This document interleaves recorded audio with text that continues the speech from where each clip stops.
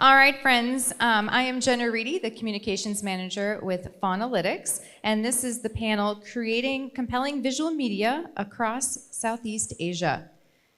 We are joined by three talented speakers, and they each have prepared a 15-minute presentation for us. We will open for questions at the end of their presentations. So if you think of anything that you want to ask any of the three presenters, please put your question in through the Hoot app. And if you see a question that came in through the Hoot app that you really like, hit that little like button on it to upvote it, because that's the order in which I'm going to ask the questions. Whoever got the most votes is who gets to be the first question, and so on and so forth. So please use that upvote feature, submit your questions to the Hoot app throughout the entire time. Feel free to do that, and when we get to the end of the presentations, we'll do the Q&A. All right, so without further ado, let's get started with our first speaker. We have RG Enriquez-Diez, is the founder and content creator of Astig Vegan, a brand dedicated to all things vegan and vegan Filipino. So welcome.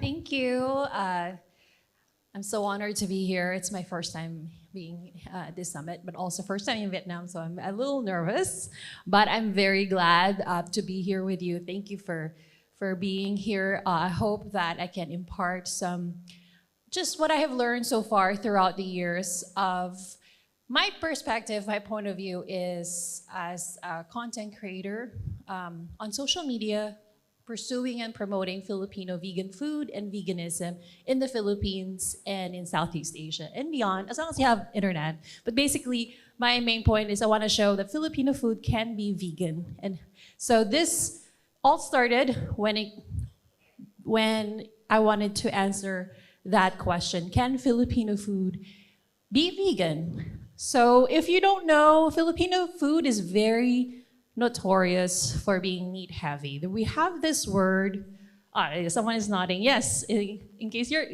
someone is familiar with Filipino food. We have this Tagalog word called ulam. Ulam is a Tagalog language in the Philippines.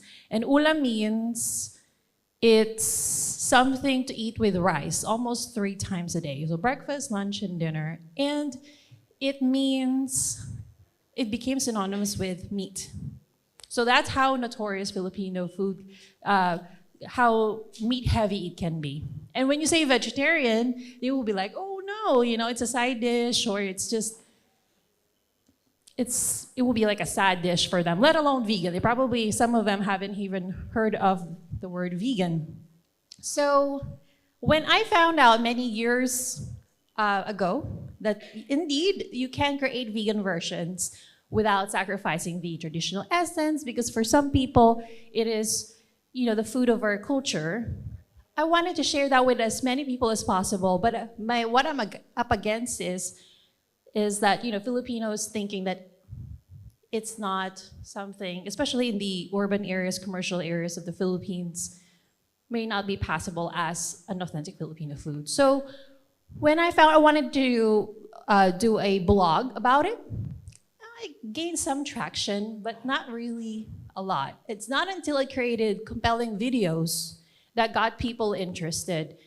And not only they didn't want to have anything to do with it, it became, they were kind of curious and then excited. So without even me saying anything, they were like, I wanted to learn more.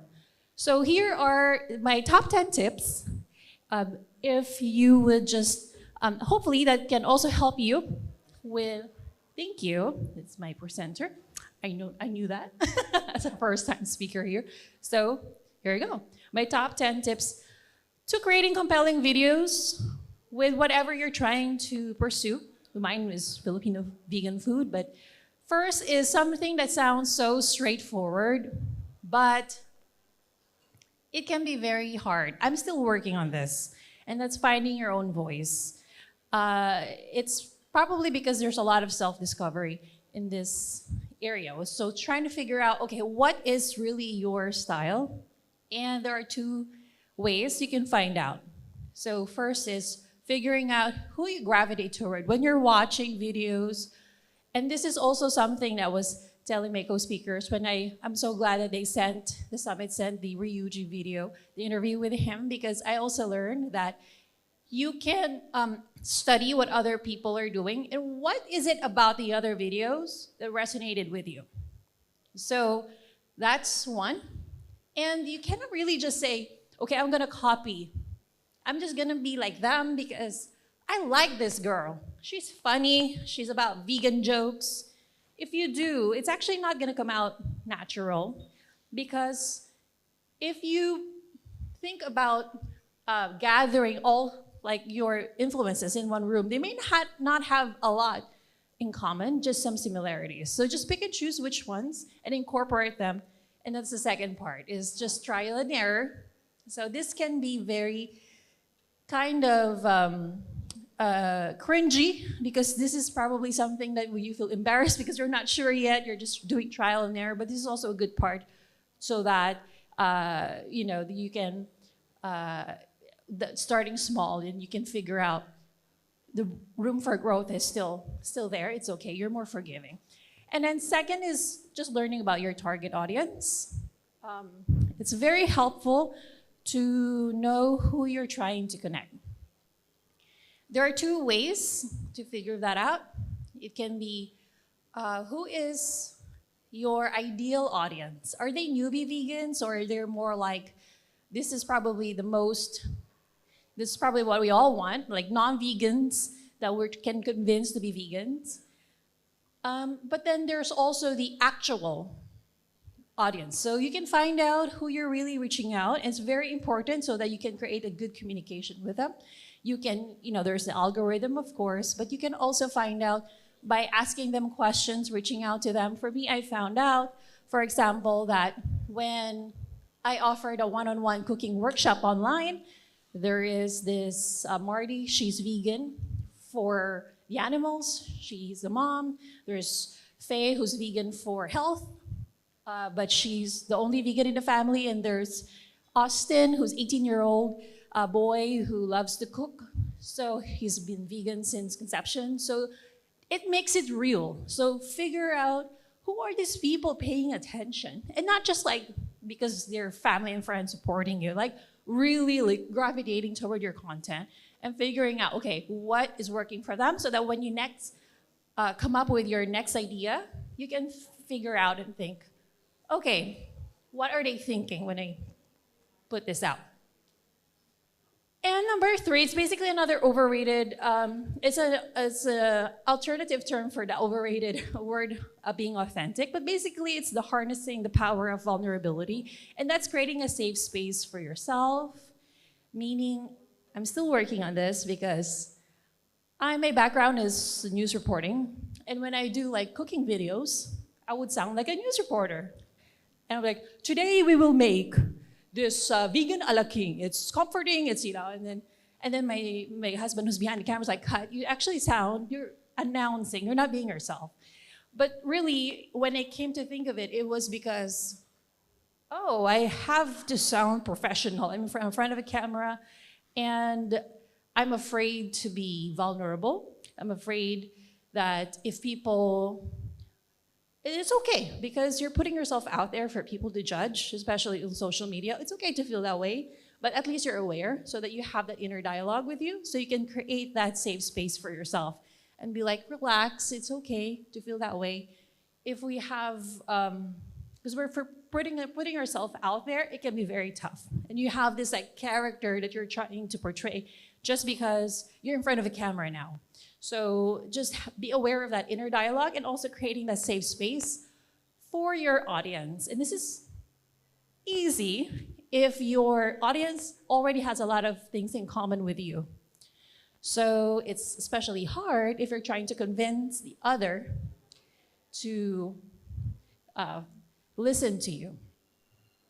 So for me, at least when I'm trying to convince non-vegans, I wanted to think of it as okay, if I'm going through something and I want to talk to somebody, I want to talk to a friend who I can tell them, or actually my sister Atareya, I would tell her, actually, this is what I'm going through.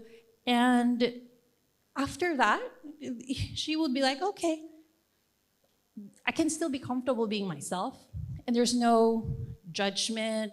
I like this person. I want to come back telling this person. So you would want to create that safe space for your audience to feel like they can be heard, they can be themselves, and you don't have to be defensive because you said something. Now, easier said than done. Even though I try to be sweet and friendly online, my tone can still seep in, like my bias can still seep into my tone and be like, actually, you should be this, you know? So it's just a pursuit, but I think it's worth the pursuit to be mindful of that so that there's really an honest connection. Once that's achieved, I think when their guard's down, your guard's down, there's that real connection in the safe space. Okay, so the rest are just reminders. The first three are the most important, I believe. And on social media, just learning different platforms for everything. So if you're posting for your advocacy, learn that, let's say, YouTube is more long format, more aesthetic, vloggy. If you're posting on Instagram, it's more short format, but still aesthetic. They still want something pretty. But on TikTok, it's not about aesthetic at all. It's not even about you. It's about the content. So it can go viral, but they may not follow your profile. So I'm still guilty of cross-posting, but at least I'm aware of these differences. So I'm just letting you know. And don't be boring with your visuals. I have seen, okay, I'm not gonna name names, but sometimes my friends would post something, and the first few scenes on their video will just be random people walking, which is fine if your audience are already interested in what you have to say. But if you're trying to convince somebody who may not be paying attention, it's very important to, I'm not gonna say not be gimmicky. Don't be loud, you don't have to be sensationalized with your content. Unlike other influencers like, hey, look at me, and then they zoom into their face. It's not so much that, but take a lot of footage. Out of 100, let's say, just take 10. And I'm sure that our co-speakers might even have more ideas with filmmaking, but just get the best footage you can have and start with those. So that it's eye-catching first few seconds, and touch your photos or images. Meaning, if you say fish, then you show a video of fish. So that's easier for your audience to follow along. So they match. And speaking of easier for the audience to follow along when you're creating compelling videos, it's also good to start with stories. Because we're human beings, we're emotional creatures. We all, even though we have a lot of disagreements with other people, one thing is for sure, we all have emotions. And sometimes they can all align and they can relate to you if you start with stories. It doesn't have to have a beginning, middle, end. It can just be like a phrase, an anecdote of something personal. If you can incorporate that, for example, I'm gonna say, oh, when I was a kid, I used to love eating meat so much, and I'm not proud to say this, but I found a photo of myself as a kid laughing and making wacky pose next to a cut-off pig's head on the dinner table. And then years later, I wrote a book on Filipino vegan food and essays on being Filipino vegan. And it got some attention and award, and made me realize that people can change. So just like me, I can change when I was a kid to now being vegan for at least 18 years. So that is some story that, that's personal to me that I can probably share. And I think it may get people's attention versus, although very important, studies and statistics, very important. I think if you start with them and it's all technical, the people who, have a different point of view than you do may just scroll, may just look for another video. So let's see. Real quick, equipment's very important. It doesn't have to be super fancy or expensive. As long as they're good, you can get refurbished if you like. And it doesn't stop after posting. So you want to create engagement by replying to comments. And not all negative comments are bad. You can just distinguish, are they trolls? Are they just hating? Or are they really holding you accountable? So one said, well, you said Whole Foods, tofu's not Whole Foods. And then I'm like, it's been, it's an Asian practice. But I have to think, well, it's not necessarily like, yeah, it's still a process. So I have to really think about it. Is this person, the intention behind that? And I'm gonna reply as well. And, create polls if you'd like. And also very important for yourself, for the uploader, to just organize your thoughts. They come up, ideas come up anywhere, so you can just paper and pen, or if you'd like, even complicated as an app, money.com, or something that can keep your thoughts organized.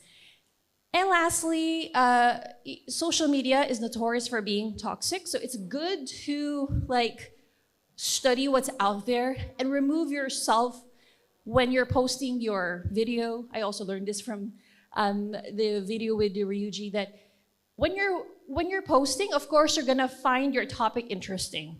So you have to remove yourself from the situation and think, is this really interesting if I don't know myself? But at the same time, while you're studying what's out there, just make sure that you don't indulge, because it can also be, you may end up comparing yourself to other people. So that's it for me. And overall, just have fun. This is a craft, so the more you create videos, the more you learn, as long as you're focusing on progress. And also with advocacy-wise, just real quick, I think it's also important to do things out of what's working, like thinking of mindset of, okay, it's hard when you're in the Philippines and you see some scenes where you don't agree with as a vegan. And it can be quite depressing. So for me, what keeps me going is thinking about this conference, for example, or thinking about my fellow Filipino vegans and what they're doing. So if I focus and I shift to thinking about what people are doing, it's more empowering than thinking this is wrong and this needs to be fixed, because at least personally for me, after a while it can lead to apathy. So the more I focus on what we're doing as a movement, the more it's sustainable. So thank you guys so much for your time. I hope that you learned something from my talk. All right, thank you so much. Oh, you can head back down. Yeah. We'll bring everyone up for the Q&A. So thank you, RG. Up next, we have James Hoot, who is a filmmaker, animal rights activist, and the director of Planet Vegan. He acts also as the executive director of Fauna Films. That's a good name. Yes. Welcome. Hey, everybody. Thank you so much. Ooh, I need the pointer. So this talk is called From Lens to Liberation, the Power of Film in Animal Rights. My name is James, by the way. So, why film?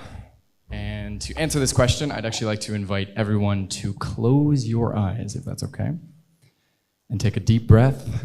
The breath is actually for me. I'm very nervous, but that's okay. So I want you to think back to the start of your own personal animal rights, vegan, plant-based, whatever journey you kind of find yourself on. And going back in that journey, I just want you to remember, if there was ever along that path a documentary, a film, a video that really inspired you to keep moving, keep fighting for animals. And if there is that, if there was a film, was a documentary, if you could please raise your hand. Cool. Now, keep your hands raised. You heard me. And open your eyes and look around the room. I've asked this question at hundreds of these talks, maybe not hundreds, but a lot more than I know about. And almost every time, it's like 80% of the room when I talk to animal rights people and vegans. And so when I kind of started getting into the world, I was a photographer for about 10 years. And when I started getting into animal rights and veganism, I realized that if I wanted to create compassion, I needed to try and create the same kind of art that had inspired me, and that was film. So this kind of led me, after seeing some pretty terrible things inside of a Bolivian slaughterhouse, to start really thinking about what I wanted to contribute to the movement. And that led to a documentary series called Planet Vegan, which I will now play the trailer for. So you can check that out. If you can't see the screen, you can try and move to see the screen. Anyway, here we go. I think most people believe that we have dominion over the animals. You've been eating meat since the beginning of time. Yeah. This is how we became people. Yeah. Vegetarian, that's not a thing. Everybody likes meat. I'm a vegan. Look at me, I'm all virtuous. A lot of people are jumping on board the vegan train. It's another trend that seems to be maybe temporary. I mean, veganism is on the rise. Bring a message, which is veganism. They have less heart disease. It's better for your blood pressure. Her new vegan diet. So I became a vegan. Vegan. Vegan. Vegan. Vegan. Vegan. Vegan. Vegan. Veganism. Whoa. Everywhere around me, I kept hearing the word vegan, and I knew that it was time for me to learn more. So I tied up my laces, packed up my gear, and set off on a 2-year journey to learn more about a movement that's taking the world by storm.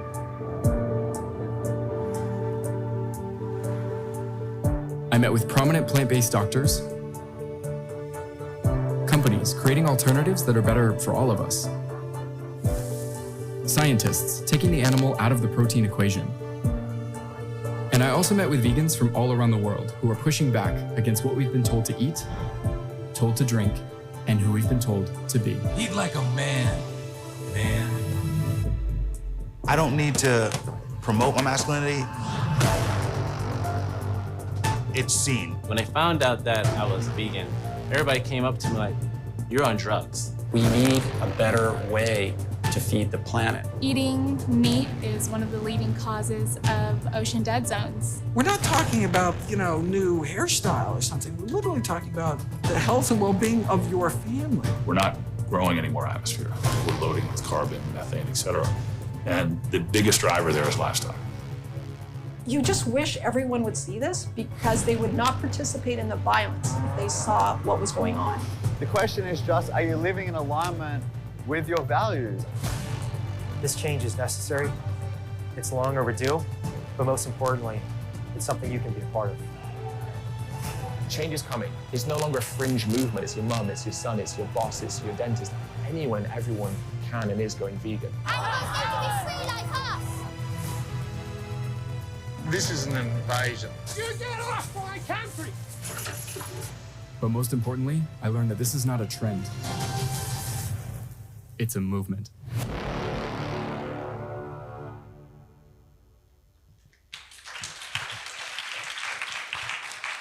Thanks so much. So that's Planet Vegan. Actually, one of the episodes is going to be playing tomorrow night at the little film festival thing. I don't know why I said little. It's not going to be little. It's going to be freaking huge. No, it's going to be really good. It's going to be playing. I'll be playing the 4th episode, which is actually about activism. It's one of my absolute favorites. So Planet Vegan, as I mentioned, I think it was like a 6-year journey. It took way too long to get this thing out. But when we did get it out, it was something where along this journey of filming it and everything, there was so much talk of like distribution and where it was going to end up and what network it would be on. And it ended up just being something we put on planetvegan.com and YouTube, which was actually a massive letdown for me. But it taught me a lot, and I kind of thought it was the end of like my filmmaking journey in like the vegan movement or something. But it turns out it was actually only the beginning. Whoa. So this is actually something I am launching kind of today to the public, actually, is a new organization that we just founded, 3 amazing colleagues and myself, called Fauna Films. It's a 501c3 nonprofit based in the US, and it's acting as a meta charity that will lift up basically the visual media capacity and capabilities of the worldwide animal rights movement. We're starting our first film is actually in Indonesia, and we're starting our focus in Southeast Asia because we believe that's a pretty underrepresented area of the world when it comes to animal rights and veganism. And I will talk a little bit more about that from this next slide. So this is a really, really amazing report that just came out by AFA. Can everybody see that and read that? What a crazy graph, I don't know, globe photo. I remember seeing this and just thinking like, this is exactly why we're here. And so I'm in this little tiny region there in Indonesia is where I've been for the past 5 years. So on that, our first project as Fauna Films is called Tumbuh di Khatulistiwa, and that means grown on the equator. And it's featuring this amazing man right there, who is a famous Indonesian comedian. He's a political activist, a lawyer. He's a really all-around amazing human being. And it's going to be the first time that a mainstream media piece is able to go to the Indonesian public. It's 100% filmed in the local language, Bahasa Indonesia, and it's only featuring Indonesians. And we talked to a lot of Indonesians about what they would like to see in a documentary about plant-based environmentalism, veganism, etc. And a lot of them said they're sick of seeing a bunch of white people. And that makes a lot of sense, right? Like, it's really hard to try and like get these messages out there when a lot, like Cowspiracy, all these documentaries, they're amazing, but they're not meant for Indonesians, and they're really not meant for that market at all. And so our goal is to make individualized videos that are region specific, and so that really they make a lot of sense to the people who live in those regions. So I think that that will help accelerate growth a lot. Another thing we're working on, especially for this first project, is using the power of celebrity voices. I always wonder where Planet Vegan would have been if Leonardo DiCaprio would have been the host instead of me, but what are you gonna do? But I think that would have actually helped quite a lot at the end of the day. So here's our team. So this is the Tumbuh di Khatulistiwa team. Our amazing host is Andofita Lopez. He's also acting as producer. Irene Shai is our co-director and producer. Myself, I'm DP on this project as well as co-director. And then Silvano is an amazing activist out of Switzerland, and he's helping us with organizational development and funding. So this has actually never been seen before by anyone, and it's still a rough cut. It's a trailer. And we've started production on Tumbuh di Khatulistiwa. We had our first 4 days of filming. And this is a little like kind of teaser that we put together of what we were doing. And we actually traveled around a couple of islands in Indonesia to different areas where they're making tempeh. Does everybody know what tempeh is? Fermented soybeans? Yeah. Tempeh is a freaking crazy food. It really is when you learn about it. And we met with people making like really wild versions of tempeh. And so this is a little bit about that, and yeah, enjoy. Is it possible we could get the lights down? I know someone mentioned they could do that earlier. I don't know if that's still possible. Is there someone that could do that? No, maybe? Okay, never mind. Here we go. Otak orang-orang tempe itu cuma bisa jadi tempe kacang tradisional. Ini hasilnya sangat variatif dan banyak ya? Sangat banyak banget. Tempe tacos. Tempe tacos. Meksiko, Indonesia. Plant-based tanpa telur, no egg, no chicken. Selamat datang di Tumbuh di Khatulistiwa. Dan kita mau ketemu tempenya, gue mau cari ketemu tempenya. Akhirnya di Pasar Beringharjo, Yogyakarta ketemu banyak sekali tempe-tempe. 3 biji itu 10.000, dan yang kecil 3 biji 5.000. Terus yang daun per piecesnya itu 500. Pokoknya semua masyarakat itu, baik dari ekonomi di bawah sampai ke atas itu pasti memerlukan tempe. Ini enak banget sih, jujur ya. Gue gak pernah nyangka dari ingredients tempe itu bisa jadi kayak gini. Tempe yang paling bagus itu harus murni. Kualitas kedelai yang bagus, bersih, gak ada campuran selain kedelai. Kita bereksperimentasi sama macam-macam kacang. Setelah kita coba kenari, ternyata baunya itu setelah direbus ya, seperti daging yang diasapin. Kedelai Malika tuh kedelai hitam, jenisnya varietasnya Malika, yang biasa dibikin kecap manis. Fermentasi sebenarnya pembusukan yang dikontrol. Terus jamurnya ini ternyata juga sangat bermanfaat. Katanya untuk peremajaan saya juga ada pengaruhnya seperti itu. Ponakan saya itu makan tiap pagi, siang, sore. Itu wajahnya, kulitnya berubah, semakin halus. Daripada daging, lebih bagus protein nabati dari kedelai. Menurut saya kalau bahan-bahan itu diolah, itu akan menjadi sesuatu yang sangat spesial. Oh my God. It's so... Karena makanan penutup dengan dessert pun plant-based tuh bisa, iya nggak sih? Bisa banget. Ini baru tumbuh di Khatulistiwa. Tinggal di Indonesia, tumbuh di sini tuh segalanya bisa ya. Bagi Benny, tempe is the future. Enak banget. Aku malah jadi cemil.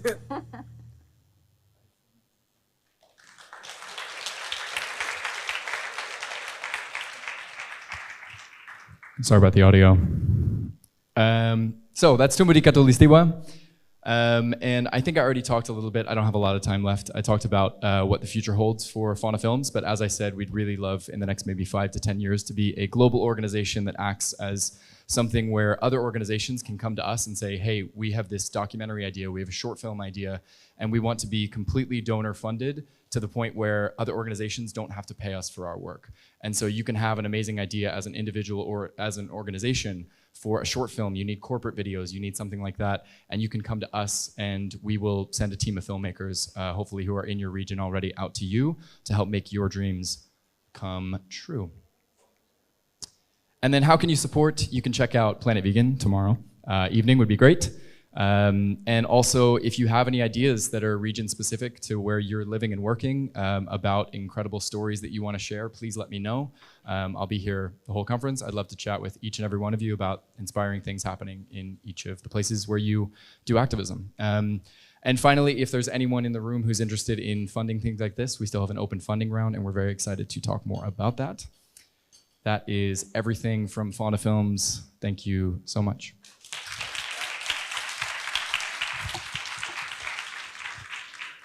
Thank you, James. Those are awesome. I'm so excited for the film festival tomorrow. So our final presentation is from Cindy Hughes with We Animals.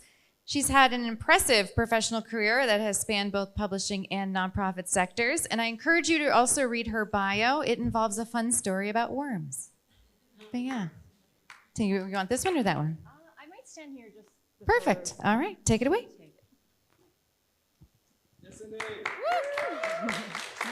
Hi, everyone. Can you hear me? It's so great to be here. My name is Cindy Hughes, and I'm a communications specialist at We Animals. Today, I want to talk about animal photojournalism and storytelling. We Animals is a nonprofit animal photojournalism agency. We were started by Joanne MacArthur, and what was once just Jo and her camera is now a team of 12 full-time employees. I'm in there somewhere. My role on the communications team is to tell the stories of our assignments and investigations and to get as much of our photojournalist work out into the media. We work with over 110 contributing photojournalists. These people are incredibly brave, badass people documenting animal use and abuse around the globe. Our work has been featured in over 1,600 mainstream news outlets. My goals today, I'd like to inspire you about the power of animal photojournalism, to share what makes a great visual, and to talk about the power of partnerships. Oh, and we have some cool resources for you at the end. But I want to start with a story. This is a photo of me at a horse photography workshop taken about 15 years ago. I went to the workshop because I wanted to take beautiful photos of horses. But on this day, we wanted to get some action shots of the horses, so what was happening is the cowboys were chasing the horses back and forth in front of us for hours. Every time they gave the horses a break, this white mare would come and put her nose on my shoulder, and it was like she was asking me, why are you doing this? I know I was asking myself that question.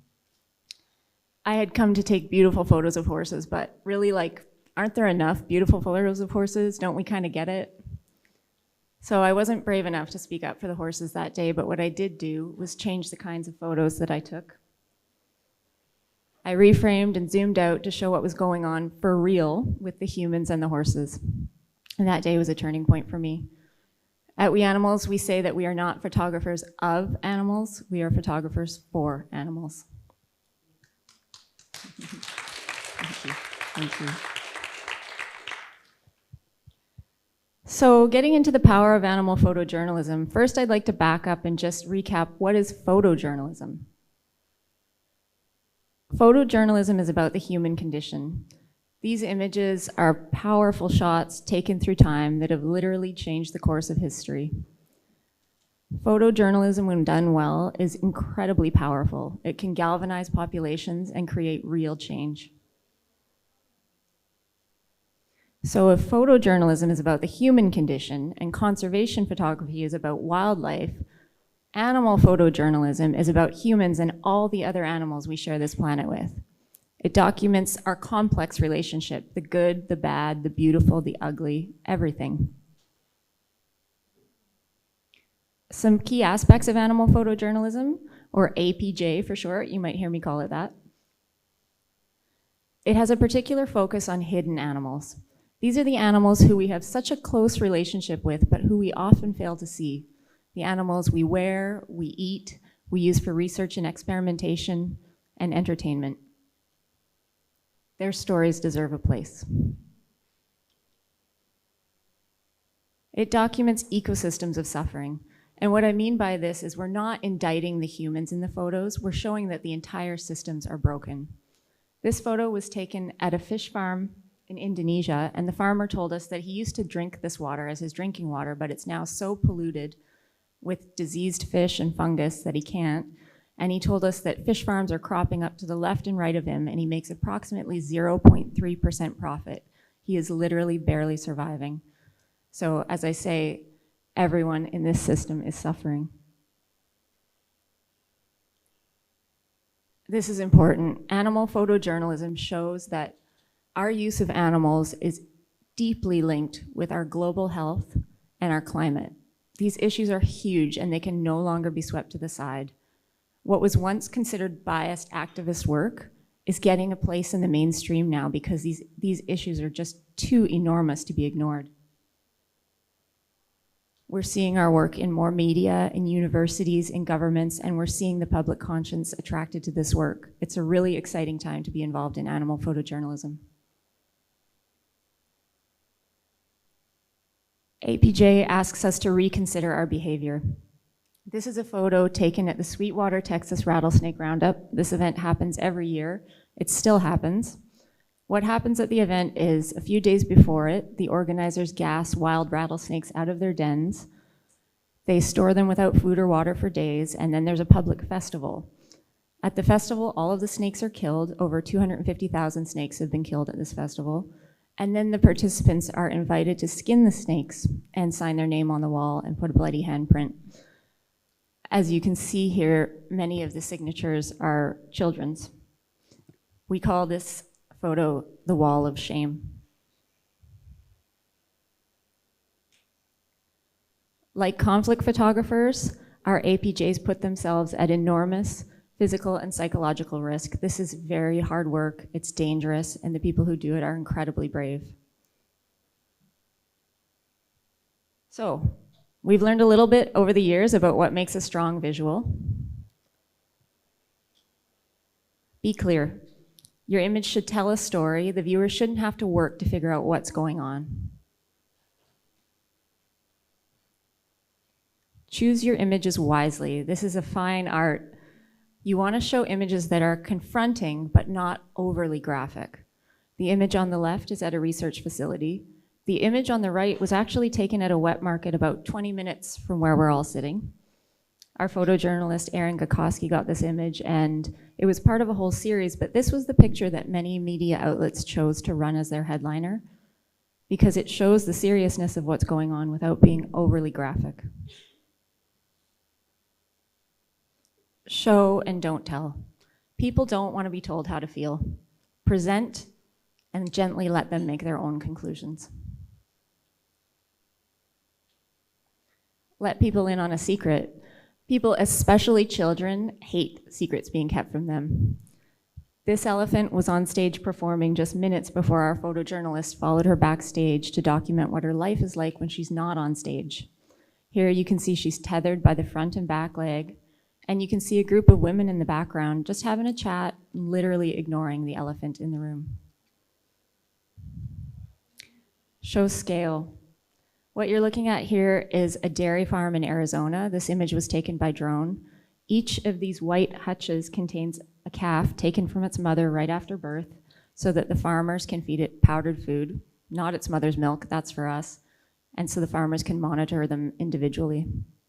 And speaking of the individual, it's so very important to show the individual in these photos.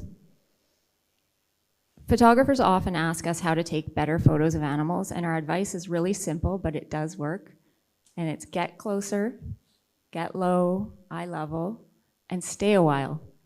Sometimes you can only stay 15 seconds, but if you can stay 15 minutes, interesting things really do unfold. This work isn't just about the tough stuff. We show the good too. Show the good and instill awe. This is one of my favorite photos. This young gorilla is called Picken, and he was rescued from the bushmeat trade.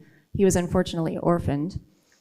His human caretaker, Apollinaire, was also orphaned by the war in Chad, and their relationship is just beautiful.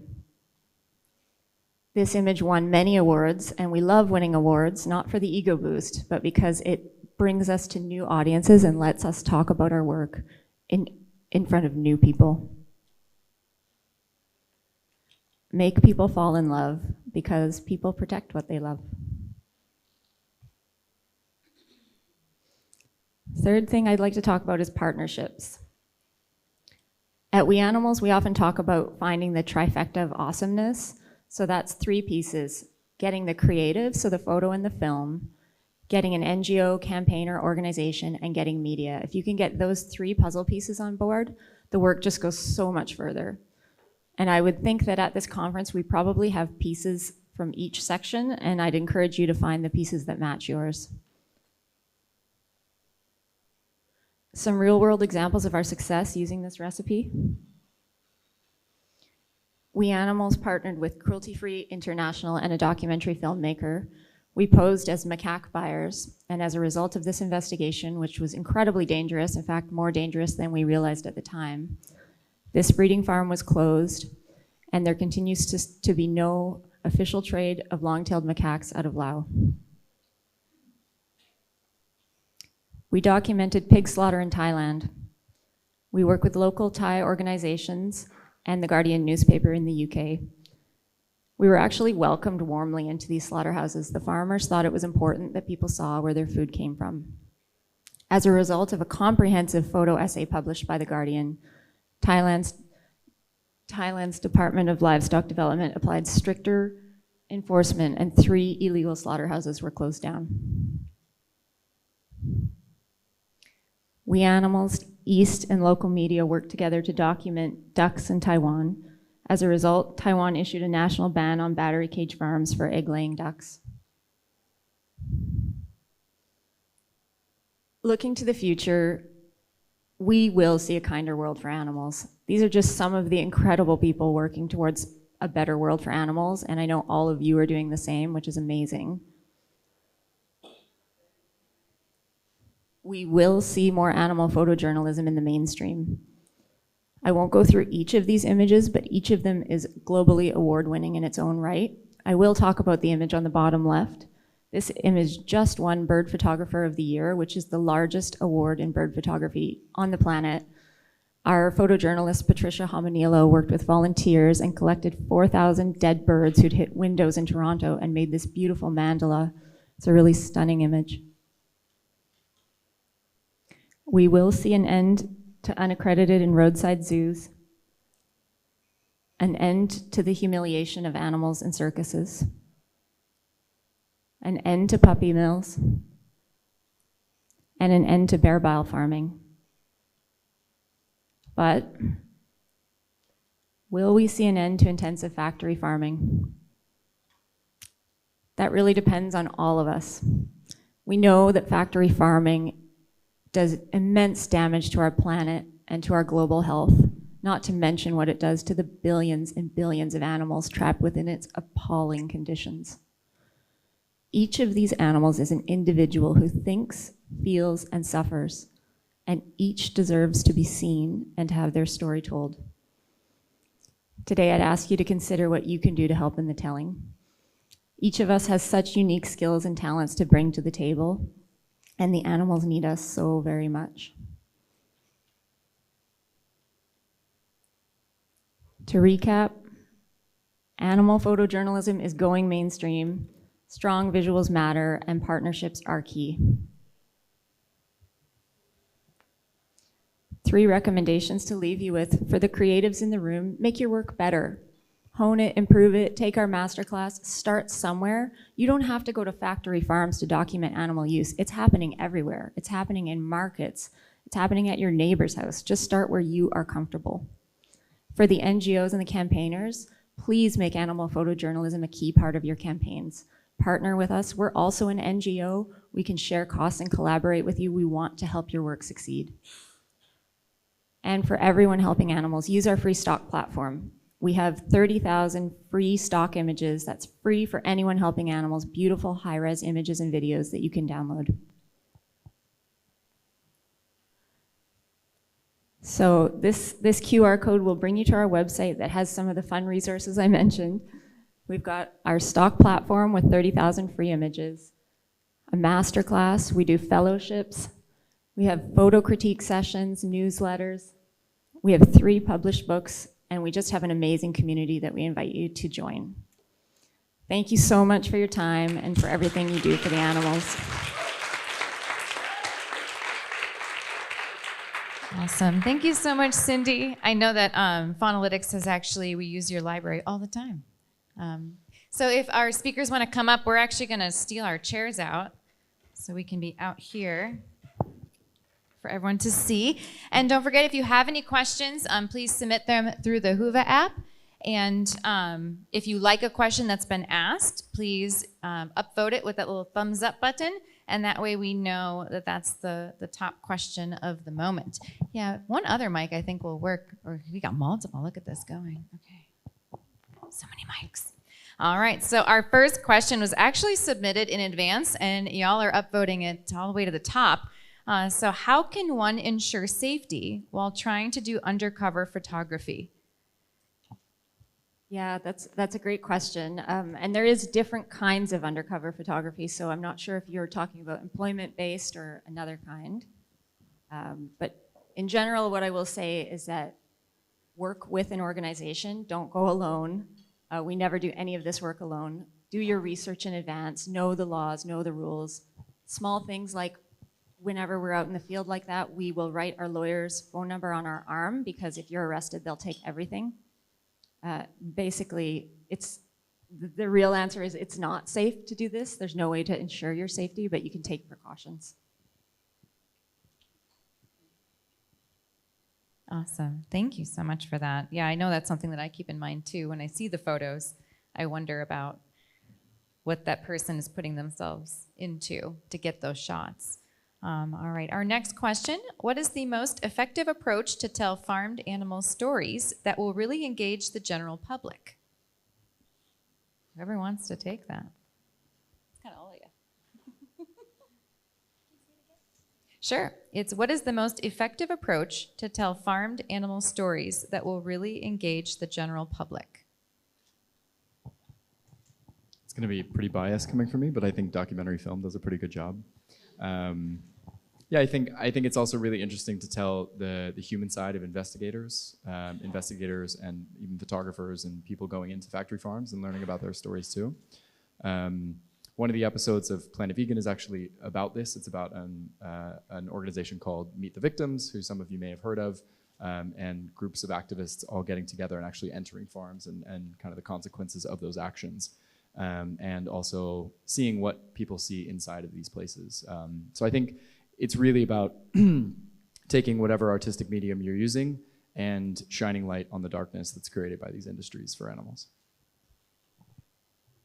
Well, for me on social media, I think it's best to, like what I would mention before, with the first few seconds when you're posting something, only because people on their phones, they have very short attention spans. So it's very important to be very compelling right off the bat. First 3 seconds on social media are very important. So incorporating as well, put yourself on other people's position when you're scrolling. What was it that got your attention? And then so when you're doing that with whatever content you want to promote, then keep in mind, okay, that was the element that caught my attention. I'm going to use that as well when I'm promoting this content. So those are the things that I would advise. If on social media, it's so easy for them to just ignore you. So that's my advice. Yeah, I mean, the only thing that I would add to those great answers is just the high quality visuals really matter. So this used to be shaky, undercover, cell phone. Now we're seeing gorgeous National Geographic award-winning images. They're just harder to turn away from when you use these strong images. Yeah, and shameless plug, Faunalytics did do a study on relative effectiveness on which ways are the best ways to get someone's attention and get to them to affect change, and documentaries was up there. So there you go. It is high up there. So this one, people are upvoting this one. It's wild. It shot to the top. Are you concerned about proving the validity of visual media with the rise of AI-generated images? Yes, is the short answer. This is a complicated and evolving thing, but we do know that people are hard at work trying to find ways to prove the validity of images. And in this crazy time, trusted sources are more important than ever. So being a trusted source or being associated with a trusted source is everything.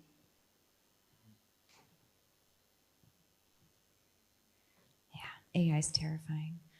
All right, our next question, a very important one. How do you maintain your mental health while doing this type of work? And I would love for all three of you to answer that. Well, being in the Philippines, like I said, well, actually, I was born and raised in the Philippines, and then I moved to the US. We immigrated, we were immigrants there and then became citizens. I came back to the Philippines, so I've been living in the Philippines for at least 3 years now. So I did it like as a vegan, because when I left, I wasn't vegan. As a vegan, it shocked me to see some scenes there. I mean, not everywhere, but so like I said in the presentation, it's very important to shift my focus to what is working, what other people are doing, like the amazing works, that my fellow speakers are doing, as well as this summit, so that can re-energize me. Otherwise, and also the power of community and having a good support system, having friends who are going through the same thing, let's say fellow vegans who are going through the same thing. And it's so nice that it's also regionalized with your documentary, because it is very different from one region to another. So to have that support system within your area is also very important. So yeah, it's just to have that community and also focus on the progress that we are doing so that it can be more sustainable. Yeah. Well, we do get asked that question a lot at We Animals, and the short answer is everybody handles trauma differently. So it's going to be up to you how you manage trauma, how you set boundaries. You don't have to be a martyr. You don't have to do anything that's beyond your comfort level. It might surprise people, but the We Animals team is a really happy team. We are always laughing and having fun. We absolutely know the emergency that we're facing with animals on the planet, but we also care for ourselves. Self-care, basic things like sleep, getting good food, connecting, talking about what you've seen and with trusted people. There's no perfect recipe, but find what works for you. Definitely ditto that one. Yeah, I don't know if there's a perfect solution, but I've done quite a bit of undercover work myself and been to a huge number of slaughterhouses, and I think that the only thing that I've actually found has really helped my mental health was taking a very extended break from it, actually. So I'd say, and there's also a lot of, I think, self-criticism that comes with that, and I think it's hard to do those things, to actually take a break because you feel like you're failing the animals and yourself in a lot of ways and community in a lot of ways. So I think that it's about being honest with yourself about burnout and about what you're actually capable of handling. And when you start to feel that your mental health is taking a hit, you stop and you take a break. Because I mean, I took years off, and I feel like now after that, I'm able to get back into it again. Sorry, just one more. I think that personally has helped me was reminding myself that I cannot control everything, that when I put it that way, that it's not really up to me to just create change everywhere, that it takes really a community, a lot of work and effort from everybody. That really kind of makes me feel better, because then I'm thinking, oh, okay, this is not all up to me. It's not a burden that I always have to solve myself only. So yeah, taking a break and then thinking about, like, am I just trying to control everything now? So yeah, and do remember, taking a break can mean different things for different people. I had read a recent study that for some people, taking a break isn't the, the hot tub, bath time, self-care thing. It's the diving into something completely different and using your brain for something else. And that can be rejuvenating in a different way. So definitely experiment and learn what taking a break is for you and what helps you the most. So another one that's been upvoted all the way to the top. What can we actively do to grow our audience beyond vegans and prevent being in an echo chamber? We think about that all the time at We Animals, and what we try to do is create work that will be shared in the mainstream media. It's an uphill battle, but we're seeing so much more acceptance in the mainstream media, so we try actively to get our work out of the echo chamber. In the Philippines, there's this vegan festival. I believe it's the largest vegan festival in Asia, called Veg Fest Pilipinas. And shameless plug, we're actually gonna have it on November 16 and 17. But the thing is, when I'm producing some of the segments, what I'm thinking is also invite and enlist most non-vegans to be part of it, and not necessarily to tell them so that you can be vegan. So for example, it's just certain ways for me to incorporate them in a way, it's a fun way, which is true, it's fun. Let's say, for example, I'm doing a vegan fashion show for the Veg Fest Pilipinas, and I need models, and I'm really hoping to get most of them non-vegans. But once they're already there, they will see the other booths, they already will try the food, they will see they will go to the talks.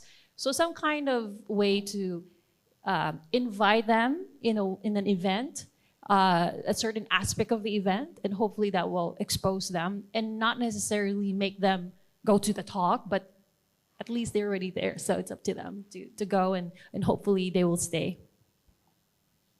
My top tip is manipulation, actually.